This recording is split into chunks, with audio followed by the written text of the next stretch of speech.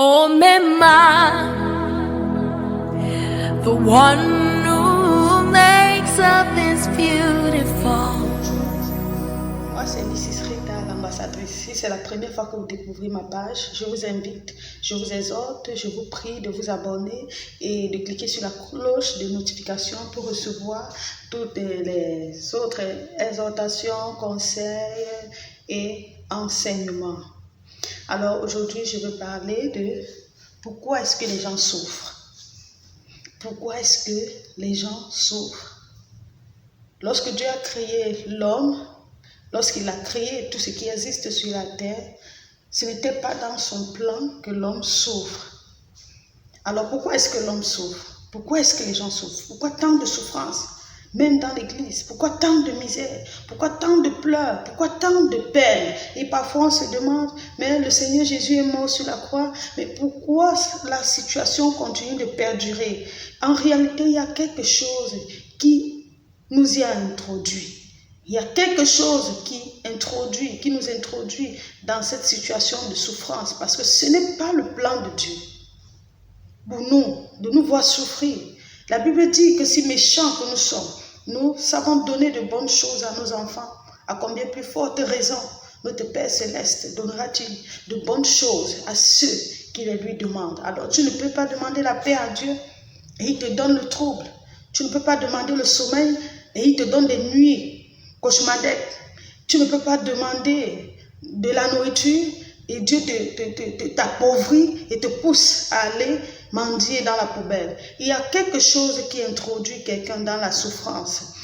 Vous savez, lorsqu'un enfant vient au monde, ses parents sont tellement accueillants et ils ont des merveilleux projets pour cet enfant.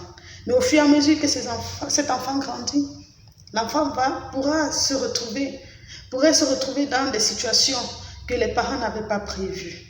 Vous voyez des enfants, par exemple, abusés. C'est pas ce que les parents avaient prévu pour eux. Il y a quelque chose qui est introduit dans la souffrance. Et aujourd'hui, je veux qu'on parle de l'une de ces choses qui introduit les gens dans la souffrance, dans cette vie de peine et de misère. Cette chose, c'est la malédiction. Aujourd'hui, je veux parler de la malédiction. Identifier et se libérer de la malédiction. La malédiction est un sort. C'est ce sort jeté consciemment ou inconsciemment contre une personne. Contre une personne. Dans le but de nuire à cette personne. Dans le but de troubler cette personne. Dans le but d'oppresser cette personne. De détruire. De rendre cette personne malheureuse. Alors il y a une parole négative qui est prononcée et des esprits s'attachent à cette parole et viennent oppresser. C'est pourquoi la Bible dit que le diable vient pour détruire, il vient pour égorger, il vient pour apporter l'oppression.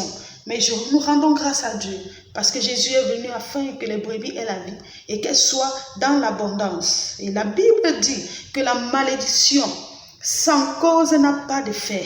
La malédiction n'aura pas d'effet sur la vie d'une personne innocente. Alors, quelles sont les causes de la malédiction? Quelles sont ces choses qui peuvent faire en sorte que ce sort maléfique ait de l'effet dans ta vie? La première chose, c'est la désobéissance à Dieu, la désobéissance à la parole de Dieu. Lorsque tu désobéis à Dieu, il y a des malédictions qui vont t'arriver. Lorsque tu désobéis à la parole de Dieu, il y a des choses qui vont s'attacher à ta vie et qui vont la rendre difficile. Alors, pendant que je suis en train de donner mon exhortation, je vais mettre à côté les versets bibliques appropriés pour que la vidéo soit assez courte. Alors, lorsque tu désobéis à Dieu, dans le livre de Deutéronome, le chapitre 28, à partir du verset 1, nous voyons des merveilleuses bénédictions que Dieu dispose, il met à la disposition de ceux qui vont obéir, qui vont marcher selon les préceptes et ce qu'il a établi comme commandement. Et de l'autre côté, nous avons la malédiction. La deuxième chose qui peut faire en sorte qu'une malédiction agisse dans la vie de quelqu'un, ait de l'effet dans la vie de quelqu'un, c'est lorsqu'on a causé injustement du tort à une personne. Si cette personne prononce des malédictions contre toi, elle va arriver. Par exemple, quelqu'un a travaillé pour toi Et à la fin, tu ne veux pas payer son argent, tu ne veux pas payer son dû. C'est de l'injustice. Si la personne crie à Dieu, Dieu va agir contre toi. Il y a quelque chose de négatif qui va s'attacher, quelque chose qui pourra te frapper. Alors faisons attention aux actions que nous posons, faisons attention à nos actions. Faisons attention de ne pas être des personnes injustes. Faisons attention de marcher dans la droiture, dans la vérité. Une autre chose, c'est lorsque nous manquons d'accomplir nos devoirs envers nos parents. Les causes de la malédiction, le fait de manquer d'accomplir tes devoirs envers tes parents. La Bible dit, honore ton père et ta mère, selon le Seigneur, afin que tes jours se prolongent sur la terre. Lorsque tu manques d'obéir à ton père et à ta mère, lorsque tu frappes sur ton père, tu frappes sur ta mère, tu les méprises, tu les rejettes, tu ne prends pas soin d'eux, alors que tu as la capacité de prendre soin d'eux. Alors, s'ils prononcent des paroles négatives, des malédictions, ça va certainement t'arriver. Et j'ai parlé au départ que la malédiction est un sort jeté consciemment ou inconsciemment. Parfois, les parents prononcent des paroles sans se rendre compte de l'impact de ce que ces paroles produiront dans la vie de leurs enfants dans l'avenir. Donc, parents, surtout les mamans, faites attention à ce qui sort de votre bouche. À ce qui sort de votre bouche, aimez votre enfant de telle sorte que, peu importe son offense, que vous soyez à mesure de vous contenir et ne pas prononcer des paroles négatives. Parce que pendant que vous êtes encore, vous avez de la force, vous prenez soin de cet enfant. Demain, quand vous serez âgé, c'est cet enfant qui s'occupera de vous. Alors, les paroles négatives que vous prononcez pourraient leur porter préjudice et demain, ils n'auront pas cette capacité de prendre soin de vous. C'est très dangereux. La Bible dit que la mort et la vie sont au pouvoir de la langue. Bénis ton enfant, prononce des belles paroles. Lorsque tu es en colère, ressaisis-toi parce que ça va certainement se manifester. Une autre cause de la malédiction, c'est lorsqu'une malédiction ancestrale ou générationnelle influence les membres d'une famille. Dans le passé, un ancêtre a eu une situation ou alors a fait un pacte et peut-être n'a pas respecté le pacte. La malédiction devait affecter des générations et des générations. Et aujourd'hui, toi qui te retrouves dans cette lignée, voilà que la malédiction aussi a l'effet sur toi parce que dans le passé, quelque chose s'est passé. Quelque chose s'est passé et t'a introduit dans ce lot de malédiction. Alors, comment reconnaître qu'on est maudit? Comment reconnaître qu'on est sous le joug d'une malédiction? Premièrement, tout ce que tu entreprends, tout ce que tu fais ne réussit pas. Tu vas te battre dans la vie. Tout ce que tu vas faire, c'est comme si ça meurt. Rien, pas de prospérité, rien. Tu vis une succession d'échecs. Tu vas d'échec en échec. Rien de bon n'est permanent dans ta vie. Rien de bon n'est permanent dans ta vie. Pendant que tu es enceinte, tu souffres pendant tes grossesses. Lorsque l'enfant vient au monde, l'enfant est toujours malade. Rien de bon n'est permanent. Tu es marié, c'est une bénédiction, mais tu souffres tellement dans ton foyer. Rien de bien n'est permanent dans ta vie. Tu es toujours en constante, tu es toujours en train de te battre. Tu es constamment affligé par la maladie. Tu es affligé tout le temps par la maladie. Une autre chose, tu ne parviens pas à subvenir à tes besoins parce que personne ne veut t'employer. Tu ne peux pas faire 1 mois dans une entreprise, ni 2 mois. Tu as l'impression qu'il y a quelque chose sur toi, sur ton corps, qui rejette les gens, qui fait en sorte que les gens ne veulent pas être avec toi. Tu ressens que tu es rejeté, que tu n'es pas accepté. Les gens te repoussent. Une autre chose, l'argent que tu gagnes est insignifiant par rapport au travail fourni. Ça veut dire que tu travailles dur, tellement dur, mais tu gagnes un peu. Regardez quelqu'un, regardez les maçons, les aides-maçons, ils travaillent tellement dur, mais parfois ils ne gagnent pas assez. Un pousseur, il travaille dur, mais il ne gagne pas assez. Tu vas faire le travail de 20 personnes et à la fin on va te payer un salaire minable. C'est comme ça. Une autre chose, tu ressens que tu piétines sur place. Tu n'avances pas, les années passent, tu n'évolues pas, tu n'évolues en rien.